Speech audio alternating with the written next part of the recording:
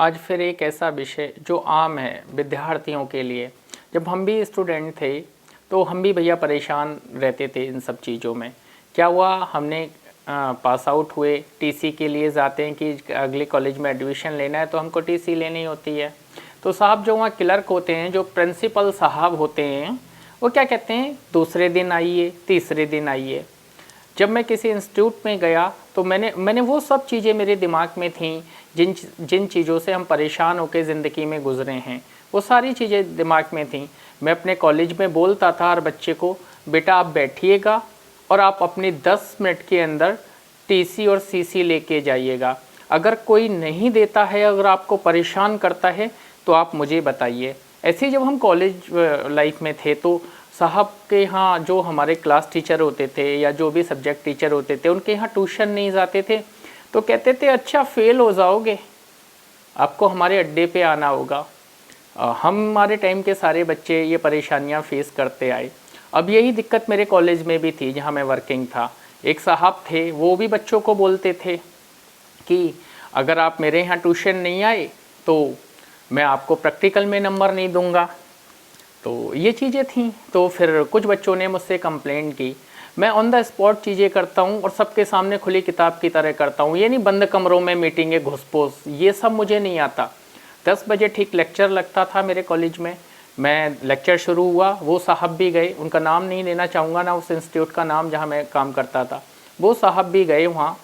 तो उन्होंने जैसी बुक ओपन करी और जैसे ही वो लेक्चर स्टार्ट करने वाले थे, ठीक मैं उनके लेक्चर में गया तो मैंने कहा, उन साहब को कहा, मैंने कहा क्या आप इन बच्चों के प्रैक्टिकल में नंबर कम कर सकते हैं? तो वो साहब बोले नहीं सर, ये पावर हमें है ही नहीं कि हम नंबर कम कर सकें या ज़्यादा कर सकें। मैंने कहा क्यों नहीं है आपको ये पावर? क्योंकि बोलते हैं वो साहब, क्योंकि सर आपने ये सिस्टम ऐसा डेवलप और ऐसा मेंटेन किया है कि हमारी ये पावर ही नहीं छोड़ी आपने। सोचिए वो कितने लाचार मजबूर होंगे कि उनकी पावर ही ख़त्म कर दी। फिर मैंने बच्चों से कहा कि बेटा आपको कहीं ट्यूशन जाने की ज़रूरत नहीं है, आप क्लास में पढ़िएगा। आपके माता पिता पैसे देते हैं, कितनी मेहनत से आज की महंगाई में कमाते हैं, और आपके पैसों से हम सबका घर चलता है, समझे ना। इनके पास ये लगभग 100 गज का रूम होगा, 100, 125, 150 गज का ऐसा ही रूम था मेरे वहाँ, और ना ये 3-4 मीटर लंबा ब्लैक बोर्ड होगा, समझे। तो आप यहाँ पढ़िए और जो नहीं पढ़ा है वो आप मुझे बताइए। अगर आपको जो भी चीज़ है पूछिए इन लोगों से। आप पैसे देते हैं, कोई फ्री में नहीं आते, यहाँ हराम में नहीं पढ़ते हैं। आपके माँ बाप बहुत मेहनत करके पैसे कमाते हैं आप लोगों को पढ़ाने के लिए। आ गई? और फिर मैंने उनसे कहा, आ गई आपको समझ में बच्चे, सारे बच्चों के? मैंने उनको सारे बच्चों को कहा कि इनकी कोई क्षमता नहीं है।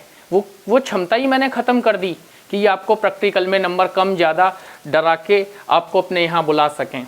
और मैं इसलिए क्लास में ओपन आप लोगों से कहलवा रहा हूँ कि वरना ये पीछे कहेंगे अरे सर तो ऐसे ही कह रहे थे, आपको ऐसे ही, ताकि ये आप लोगों के सामने मुंह से कहें कि हम में वो ताकत ही नहीं छोड़ी है आपने कि हम या तो नंबर कम कर सकें या ज़्यादा कर सकें। जो क्षमता बच्चे की है वही नंबर उसको मिलेंगे, ऑनेस्टी, ईमानदारी के साथ। और मैं यही कहता हूँ कि जब हम जीवन में ईमानदारी पे आते हैं, ज़रूरी नहीं है हमको एक ही जो चीज़ें चली आ रही हैं वही मेंटेन करें, हमको जीवन में हट के काम करें। मेरे इंस्टीट्यूट में यही सब चीज़ें थीं कि आप 10 मिनट में अपनी टीसी एंड सीसी लेके जाइए, परेशान होने की कोई ज़रूरत नहीं है। और एक बच्चे के लिए नहीं थी स्पेशल की साहब संबंध, स्पेशल किसी महान आत्मा के लिए, वो मैं इन द सेंस में महान आत्मा उसको कह रहा हूँ, लोग ऐसे ही करते हैं ना साइड से। सब बच्चों के लिए बराबर थी, क्योंकि मेरी तराजू कभी कम ज़्यादा किसी के लिए तोलती ही नहीं है। कॉलेज का कोई भी बच्चा आए, हर बच्चे के लिए यही था कि बेटा आप बैठिए, 10 मिनट में अपना सारा चीज़ें लेके जाइए, अगर ना हो तो फिर आप मुझे बताइए। क्योंकि वो मैं हिम्मत और क्षमता छोड़ता ही नहीं हूँ जहाँ काम करता हूँ कि वो किसी को परेशान कर सके नाजायज़। लेकिन कुछ जो मक्कार होते हैं वो कह सकते हैं कि हाँ भाई ये परेशान कर रहा है, क्योंकि वो कामचोर होते हैं, वो काम नहीं करना चाहते। जैसे एक साहब का वर्णन मैंने अभी आपको यहाँ किया, वो अपने अड्डे पे बुला रहे थे, फिर वही साहब बोले नहीं हमारी कोई क्षमता नहीं है। तो ऐसे हर जगह लोग मिलते हैं मुझे, हर जगह जहाँ पे भी मैं काम करता हूँ। तो आप लोग भी फेस करते होंगे। तो ये सब चीज़ें हैं ज़िंदगी में छोटी छोटी। चलिए फिर मिलते हैं किसी नए विषय के साथ।